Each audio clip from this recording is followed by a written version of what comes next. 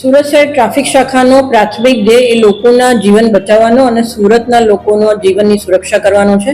જેના ભાગરૂપે ટ્રાફિક શાખા અવારનવાર અલગ અલગ પ્રકારના કેમ્પેન્સ અને એન્ફોર્સમેન્ટ ડ્રાઈવ ચલાવતી હોય છે કે જેના લીધે લોકોમાં ટ્રાફિકના નિયમોને લઈને જાણકારીની સાથે સાથે અમલવારી પણ વધે અને હંમેશા ટ્રાફિકના નિયમોની અમલવારી કરવાથી અકસ્માતમાં ઘટાડો થતો હોય છે. તેના ભાગરૂપે અત્યાર સુધીમાં સુરત શહેરમાં અલગ અલગ ઓવર સ્પીડિંગ, રોંગ સાઈડ, સિગ્નલનું અમલીકરણ અને હેલ્મેટના ટ્રાફિકના જે નિયમો છે એનું અમલીકરણ કરાવવામાં આવે છે. અને આવનારા દિવસોમાં ખાસ કરીને જે હેવી વ્હીકલ્સ છે એટલે કે ટ્રકો અથવા તો લક્ઝરી બસો કે જેઓ લેન ડ્રાઇવિંગનું પણ અમલીકરણ કરતા નથી અને સાથે સાથે ક્યાંક ને ક્યાંક સિટીમાં આવા ભારદારી વાહનોના લીધે અકસ્માતો થતા હોય છે, તેવા અકસ્માતમાં ઘટાડો લાવવા માટે સુરત શહેર ટ્રાફિક શાખા દ્વારા હાલમાં તમામ ટ્રક અને ટ્રાન્સપોર્ટ એસોસિએશન સાથે સાથે લક્ઝરી બસોના એસોસિએશન સાથે રહી અને એક એવા પ્રકારની ડ્રાઈવ કરવામાં આવી છે કે જેમાં દરેક હેવી વ્હીકલ્સ એ લેફ્ટ લેનમાં જ ડ્રાઈવ કરે અને સાથે સાથે એ તમામના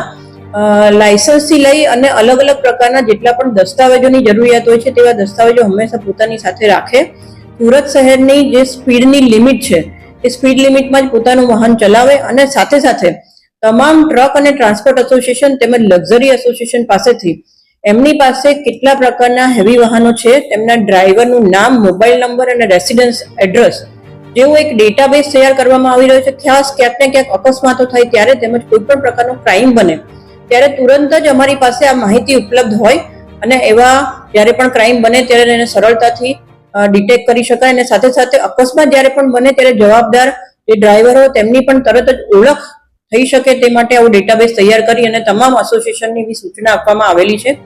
કે તમારા જેટલા પણ ડ્રાઈવરો છે આ બાબતે ગંભીર બને, પોતાનું વાહન એ લેન ડ્રાઇવિંગ પ્રમાણે જ ચલાવે અને સાથે સાથે ઓવર સ્પીડિંગમાં પોતાનું વાહન ના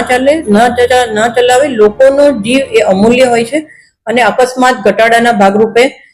તેમણે તેમના તરફથી સહકાર આપવાનો રહેશે અને સાથે સાથે આવો ડેટાબેઝ પણ સુરત શહેર ટ્રાફિક શાખામાં સબમિટ કરવામાં આવશે. જી મેમ, ટ્રાફિક પોલીસ દ્વારા એક શોર્ટ ફિલ્મ બનાવવામાં આવનાર છે અને ડ્રાઈવરોને જાગૃત કરવામાં આવનાર છે, તો કેવા પ્રકારનો વિડિયો બનાવવામાં? અગાઉ પણ સુરત શહેર ટ્રાફિક શાખા દ્વારા જે હેવી વ્હીકલના ડ્રાઈવર્સ છે એનો આઈ ચેકઅપ કેમ્પથી લઈને